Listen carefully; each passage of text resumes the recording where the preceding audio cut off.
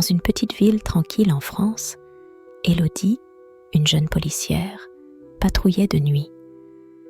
Elle connaissait bien cette ville où les journées se ressemblaient et où rien de vraiment excitant ne se produisait. C'était une nuit ordinaire jusqu'à ce que la répartition appelle à 2 heures du matin. Nous avons reçu un appel au 112 interrompu provenant d'une maison sur la rue des Mirages. Peux-tu vérifier ? Élodie pensa d'abord à une erreur ou une blague de ses collègues, mais elle n'avait pas le choix. Elle se rendit à l'adresse indiquée. La maison était une vieille bâtisse, sombre et sans lumière, située au milieu de nulle part. L'air était frais et une légère brume enveloppait le paysage, ajoutant une touche sinistre à la scène. Elle gara sa voiture discrètement, ressentant un léger frisson d'appréhension. S'approchant à pas feutrés, elle remarqua que les arbres autour de la maison semblaient former des ombres menaçantes sous la faible lumière de la lune. Chaque craquement de branches sous ses pieds résonnait dans le silence nocturne, amplifiant son malaise. En arrivant devant la porte, Élodie ressentit une sensation étrange, presque palpable, de quelque chose d'inhabituel. Elle vérifia les fenêtres, les trouvant toutes fermées et recouvertes de poussière. Elle frappa à la porte, son écho résonnant sinistrement à travers la bâtisse vide. Rien. Pas un bruit, pas une lumière. La maison semblait abandonnée. Pourtant, elle émanait une aura inexplicable de malaise. Décidée à ne pas partir sans avoir fait un tour complet, Élodie fit le tour de la maison. Elle remarqua des détails inquiétants, des volets délabrés qui semblaient avoir été griffés, des traces de pas dans la terre humide menant à la porte, mais aucune trace de retour, et une balançoire rouillée qui se balançait doucement malgré l'absence de vent. Elle essaya d'ouvrir la porte, mais celle-ci était verrouillée. En scrutant l'intérieur à travers une fenêtre sale, elle crut apercevoir une silhouette fugitive. Mais en clignant des yeux, elle réalisa qu'il ne s'agissait probablement que d'un jeu d'ombre. Pourtant, un sentiment de malaise persista. En retournant à sa voiture, Élodie ne put s'empêcher de jeter un dernier coup d'œil à la maison. Elle avait l'impression désagréable d'être observée. La vieille bâtisse semblait presque vivante, comme si elle respirait lentement, attendant le prochain visiteur imprudent. Elle fit son rapport à la répartition. Rien à signaler, la maison semble abandonnée. Mais au fond d'elle, elle savait que quelque chose clochait. Bizarre, non ?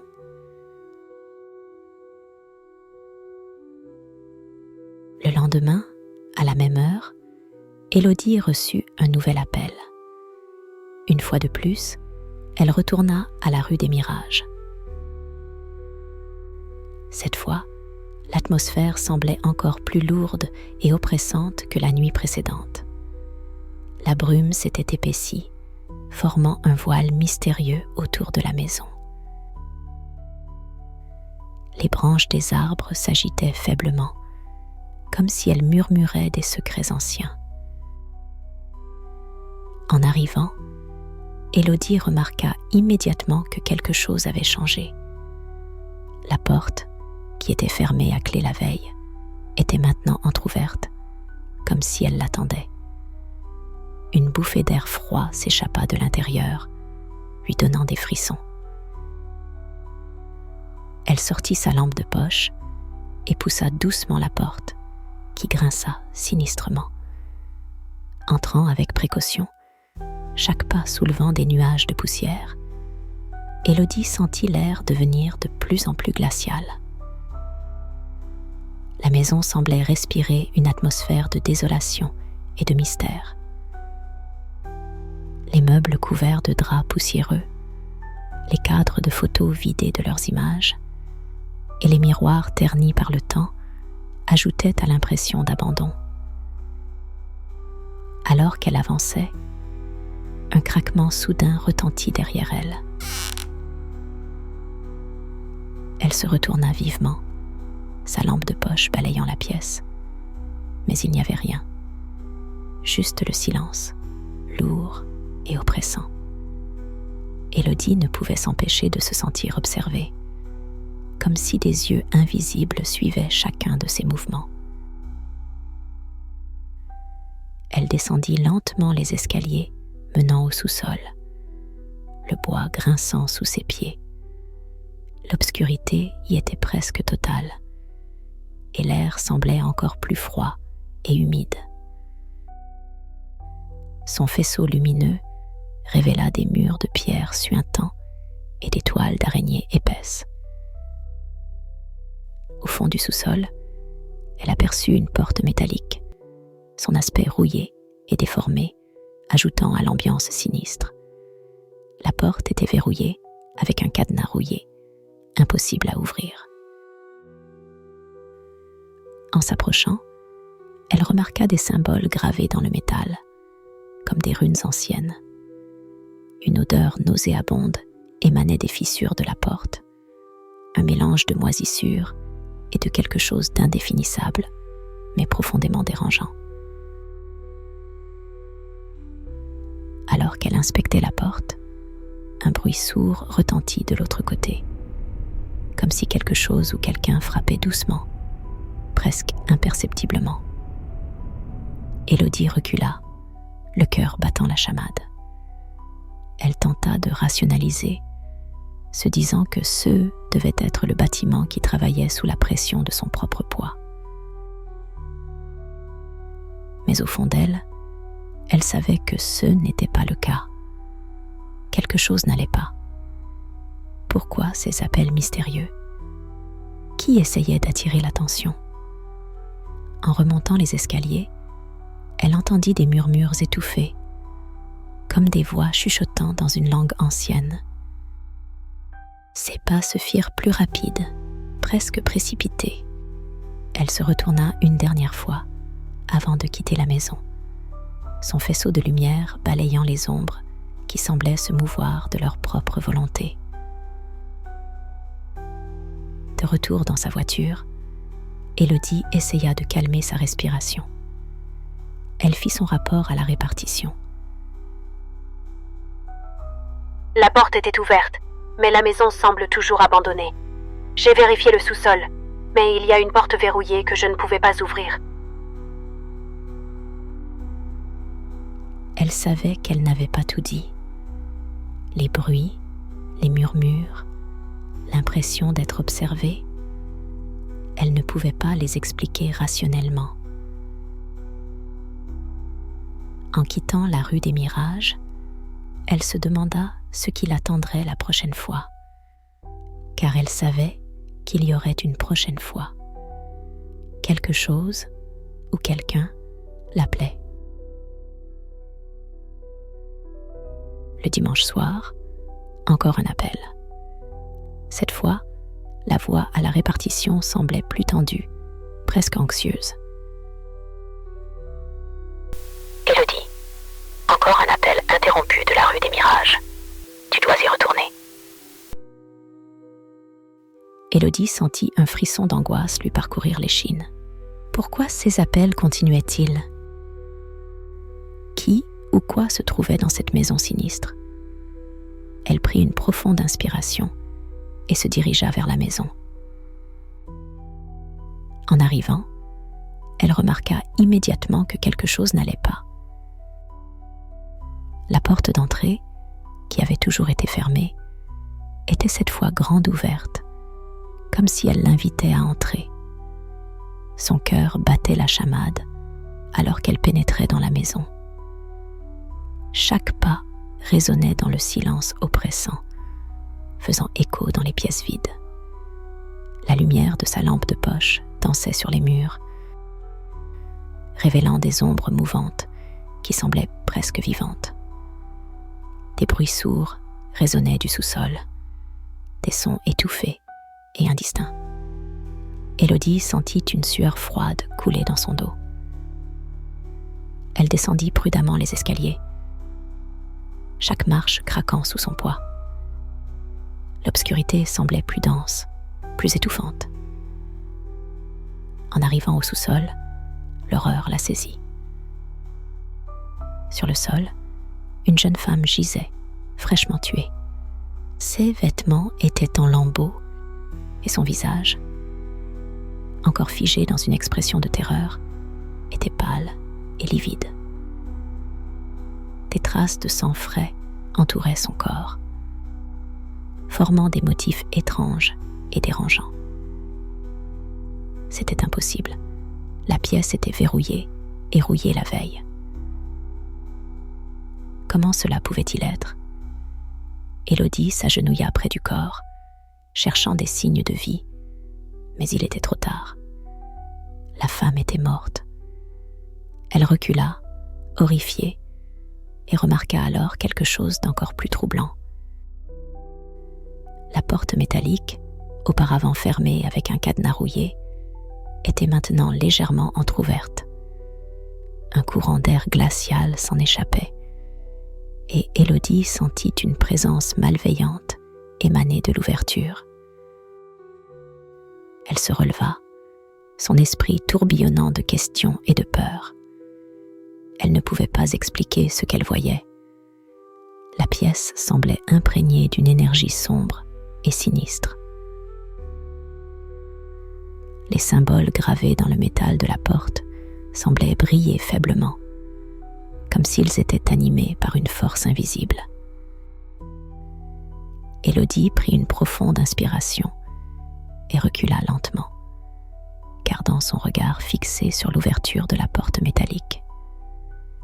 Elle sentait que quelque chose ou quelqu'un l'observait de l'autre côté. Sa lampe de poche vacilla et elle crut apercevoir un mouvement rapide dans les ombres. Était-ce une illusion de son esprit troublé, ou y avait-il réellement quelque chose de plus sinistre dans ce sous-sol? En remontant précipitamment les escaliers, Élodie sentit l'air devenir de plus en plus lourd et oppressant. Elle sortit de la maison en courant, son souffle rapide et saccadé. Une fois dehors, elle prit son téléphone et appela la répartition. Ici, Élodie. Je viens de trouver une femme morte dans la maison. Envoyez des renforts immédiatement. Elle resta à l'extérieur, les yeux fixés sur l'entrée de la maison.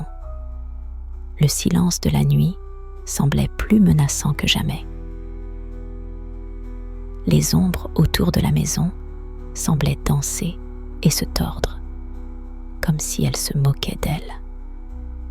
En attendant l'arrivée des renforts, Élodie ne pouvait s'empêcher de se demander ce que cette maison maudite cachait encore. Elle savait que cette nuit n'était que le début d'un mystère bien plus sombre et terrifiant. Déterminée à comprendre, Élodie poursuivit son enquête. Elle découvrit que la maison avait autrefois appartenu à un certain Victor de la Cour, un aristocrate excentrique du XIXe siècle, connu pour ses pratiques occultes et ses liens avec des sociétés secrètes. De la Cour était un personnage fascinant et inquiétant, réputé pour ses recherches sur la vie après la mort et ses rituels mystérieux. Les légendes locales murmuraient que la maison était hantée par les âmes des victimes de la Cour, des personnes qui avaient participé à ces cérémonies macabres et qui n'avaient jamais été revues. On racontait que Delacour avait réussi à ouvrir des portes vers d'autres dimensions, permettant à des entités malveillantes de pénétrer notre monde. Élodie plongea dans les archives locales découvrant des récits effrayants de disparitions et de morts inexpliquées autour de la propriété. Les journaux de l'époque parlaient de rituels étranges menés dans les bois environnants, de chants incantatoires entendus au milieu de la nuit et de lumières fantomatiques aperçues dans la maison. Mais l'histoire ne s'arrêtait pas là. Plus elle en apprenait sur Victor Delacour, plus Élodie sentait qu'il y avait encore quelque chose de plus sinistre caché dans l'ombre de cette maison. Une ancienne servante, aujourd'hui très âgée, accepta de lui parler et lui révéla des détails troublants. Victor Delacour n'était pas seulement un homme curieux de l'occulte, murmura la vieille femme, ses yeux brillants d'une lueur effrayée. Il était obsédé par l'idée de l'immortalité. Il voulait transcender la mort elle-même, et pour cela, il était prêt à tout, même à sacrifier des âmes innocentes.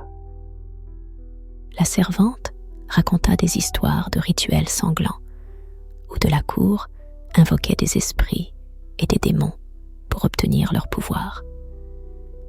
Les murs de la maison étaient imprégnés de cette énergie sombre et malveillante, rendant les lieux dangereux et instables. Les personnes qui s'approchaient trop près des secrets de Delacour finissaient par perdre la raison, ou pire encore. Il se nourrissait du sang des jeunes femmes, continua la servante, sa voix tremblante. Il croyait que cela lui donnait la force et la jeunesse éternelle. J'ai vu des choses horribles, des jeunes filles emmenées dans les profondeurs de la maison, et elles n'en revenaient jamais. Mais j'ai survécu parce que je faisais partie du rituel. Élodie frissonna à cette révélation. Comment avez-vous survécu ? Il avait besoin de moi, répondit la servante, les yeux remplis de larmes. J'étais son assistante, celle qui préparait les rituels et nettoyait les horreurs après coup. J'étais trop précieuse pour être sacrifiée, mais j'ai payé le prix fort. Chaque nuit, je revis ces horreurs dans mes cauchemars. Élodie sentit un frisson la parcourir en écoutant ces récits. Chaque détail semblait confirmer que la maison était plus qu'un simple bâtiment abandonné. C'était un portail vers des horreurs inimaginables. Elle savait qu'elle devait retourner dans cette maison, découvrir la vérité sur les rituels de Delacour et mettre un terme à ce cycle de terreur. Mais une question la hantait plus que les autres. Si Victor Delacour avait effectivement ouvert des portes vers d'autres dimensions, que se passerait-il si elles ne pouvaient jamais être refermées? Et quelles horreurs avaient déjà traversé ces portes, se cachant maintenant dans les recoins sombres de la rue des Mirages? Déterminée à aller au bout de son enquête, Élodie retourna dans la maison maudite, armée de nouvelles informations et d'une résolution de fer. Les révélations de l'ancienne servante au sujet de Victor Delacour la hantaient, mais elle savait qu'il y avait encore plus à découvrir. La maison semblait avoir une vie propre, chaque recoin recelant des secrets oubliés depuis longtemps. Fouillant plus profondément, Élodie se retrouva dans le bureau poussiéreux de Delacour. Elle observa attentivement chaque détail de la pièce, cherchant un indice qui pourrait la mener plus loin. Ses yeux tombèrent sur une vieille bibliothèque, remplie de livres aux couvertures en cuir usé. Une intuition la poussa à tirer un des livres, et à sa grande surprise, la bibliothèque s'ouvrit lentement, révélant une cachette secrète. Son cœur accéléra, tandis qu'elle découvrait un petit coffre-fort dissimulé dans le mur. Les mains tremblantes, elle essaya différentes combinaisons jusqu'à ce qu'un clic satisfaisant se fasse entendre. Le coffre s'ouvrit, révélant une pile de documents jaunis par le temps et des photos en noir et blanc.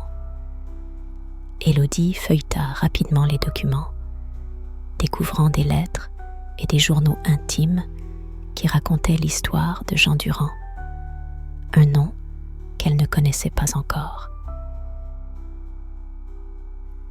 Les écrits révélaient que Durand avait acheté la maison après la mort mystérieuse de Delacour. Mais les documents dépeignaient également Durand comme un homme obsédé par les pratiques occultes de son prédécesseur. Les photographies étaient encore plus troublantes. Certaines montraient des rituels sombres menés dans les profondeurs de la maison, des jeunes femmes enchaînées et des symboles étranges tracés sur le sol. Une photo, en particulier, fit frissonner Élodie. On y voyait Jean Durand, un homme aux yeux fous, tenant un livre ancien et entouré de figures fantomatiques. Chaque document semblait raconter une histoire plus sombre et plus terrifiante que la précédente. Qui était vraiment Jean Durand et que cachait-il ? Élodie comprit que Durand n'avait pas seulement repris les pratiques de Delacour, il les avait poussées encore plus loin, cherchant à invoquer des entités encore plus puissantes et sinistres. En lisant une des lettres, Élodie découvrit un passage qui glaça son sang. « Cher journal, j'ai réussi à ouvrir une porte vers l'autre monde. Les créatures de l'ombre m'ont promis le pouvoir et l'immortalité en échange de sacrifices réguliers. Delacour n'était qu'un amateur comparé à ce que je vais accomplir. » Élodie sentit une vague de terreur l'envahir. Jean Durand avait continué les rituels de Delacour, mais il semblait avoir réussi là où son prédécesseur avait échoué. Il avait ouvert des portes vers des dimensions obscures et s'était nourri du sang des jeunes femmes pour prolonger sa vie. Elle trouva également des indications sur un autre endroit caché dans la maison.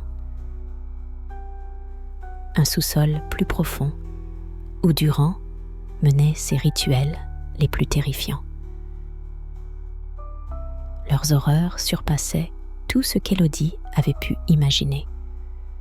Elle savait qu'elle devait trouver cet endroit et découvrir la vérité, aussi effrayante soit-elle.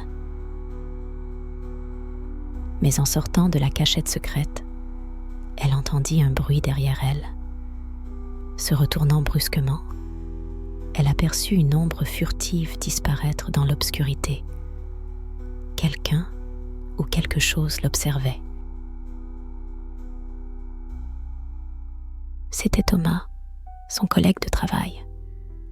Elle put respirer enfin. Il se retrouvait à explorer les recoins les plus sombres de la vieille bâtisse. En fouillant une pièce au fond du sous-sol, Élodie sentit un courant d'air frais émanant d'un mur apparemment solide. Après une inspection plus minutieuse, ils découvrirent une porte dissimulée derrière une vieille tapisserie. En poussant la porte, ils entrèrent dans une chambre secrète. Là, dans la pénombre, se trouvait un homme assis dans un fauteuil en cuir usé.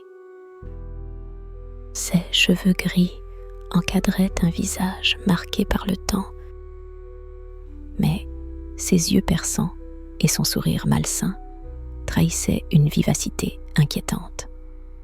C'était Jean Durand, l'ancien propriétaire de la maison. « Vous m'avez enfin trouvé, » dit-il, sa voix rauque résonnant dans la petite pièce. « Vous êtes plus perspicace que les autres. » Élodie et Thomas échangèrent un regard surpris, mais déterminé. « Vous êtes en état d'arrestation pour le meurtre de la jeune femme retrouvée dans cette maison, » déclara Élodie, avançant prudemment vers lui. Durand ne fit aucun mouvement pour résister. Au contraire, il éclata de rire, un rire glacé qui fit frissonner Élodie. « Oui, c'est moi qui l'ai tuée, » avoua-t-il, un sourire sinistre se dessinant sur ses lèvres. « Elle était trop curieuse, elle avait découvert mes secrets, mais elle n'était qu'un sacrifice de plus pour nourrir les forces qui habitent cette maison. » Les paroles de Durand étaient empreintes de folie, mais il y avait une certaine vérité terrifiante dans ce qu'il disait. Les pièces du puzzle semblaient enfin s'assembler, mais le tableau qu'elles formaient était plus sombre que ce qu'Élodie avait imaginé. Durand fut menotté et emmené hors de la maison, mais le mystère de la maison persistait. Élodie savait qu'il restait encore tant de questions sans réponse. Qui étaient les autres victimes de Durand? Quels rituels occultes avaient été pratiqués ici? Et surtout, quelles autres horreurs se cachaient encore dans ces murs anciens? De retour à la maison, Élodie et Thomas continuèrent d'explorer. Ils trouvèrent d'autres indices troublants, des manuscrits anciens décrivant des rituels d'invocation, des symboles étranges gravés dans les murs et des passages secrets menant à des chambres encore plus profondes sous la maison. À chaque découverte, l'atmosphère devenait de plus en plus oppressante. Ils sentaient une présence invisible les suivre, les observer. Des murmures indistincts résonnaient dans les couloirs sombres. Et des ombres semblaient se mouvoir de leur propre volonté. Élodie commençait à comprendre que la maison elle-même était une entité vivante, nourrie par les actes sombres de Victor Delacour et Jean Durand. Les forces occultes qui y résidaient étaient encore actives, et elles réclamaient toujours leur tribut. Un soir, alors qu'ils étaient sur le point de quitter la maison, Élodie aperçut un reflet dans un vieux miroir. En s'approchant, elle vit une silhouette derrière elle, mais en se retournant, il n'y avait personne. Elle sentit un souffle glacé dans son cou et entendit un murmure à peine audible. « Tu ne peux pas échapper à l'ombre de cette maison. » Malgré l'arrestation de Jean Durand, les appels au 112 continuaient d'être passés depuis la maison de la rue des Mirages, sans aucune explication. Chaque appel était plus troublant que le précédent, laissant Élodie et ses collègues perplexes et inquiets. Les autorités pensaient qu'une fois Durand arrêté, les mystères s'estomperaient, mais c'était loin d'être le cas. Une nuit, alors qu'Élodie patrouillait, son téléphone sonna à nouveau. Cette fois, l'appel semblait plus urgent, plus pressant. Une voix chuchotée et angoissée se fit entendre à l'autre bout de la ligne. « Il est toujours là. » Les frissons parcouraient son échine. Qui était cette île? Était-ce l'esprit vengeur de Victor Delacour ou une autre présence malveillante? Peut-être quelque chose de pire que Durand. Élodie sentit une sueur froide couler dans son dos. Elle savait qu'elle devait retourner à la maison, même si l'idée même la terrifiait. Elle arriva devant la maison. La porte d'entrée, qui avait été fermée après l'arrestation de Durand, était à nouveau entr'ouverte, comme une invitation macabre. Prenant une profonde inspiration, Élodie entra prudemment. Le silence dans la maison était assourdissant, chaque pas résonnant comme un coup de tonnerre. Guidée par une force invisible, descendant une fois de plus les escaliers menant au sous-sol. Élodie sentit une présence malveillante émaner des profondeurs. Soudain, elle entendit des murmures indistincts, des voix chuchotant dans une langue ancienne qu'elle ne comprenait pas. Les murs semblaient vibrer avec une énergie sombre, et une silhouette éthérée apparut devant elle. C'était une femme, son visage marqué par la douleur et la terreur, flottant au-dessus du sol. Qui êtes-vous ? Balbutia Élodie, la gorge nouée par la peur. La silhouette répondit dans un souffle glacial. Je suis l'une des nombreuses victimes. Il m'a piégée ici, comme tant d'autres. Il est toujours là, rôdant dans les ombres, cherchant à revenir. Élodie sentit son sang se glacer.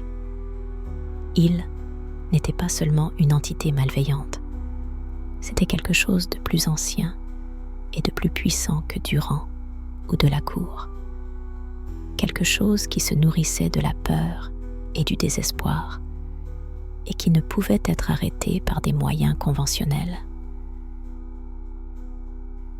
La silhouette disparut aussi soudainement qu'elle était apparue, laissant Élodie seule dans le sous-sol glacé. Les murmures s'étaient tus, mais l'atmosphère oppressante demeurait.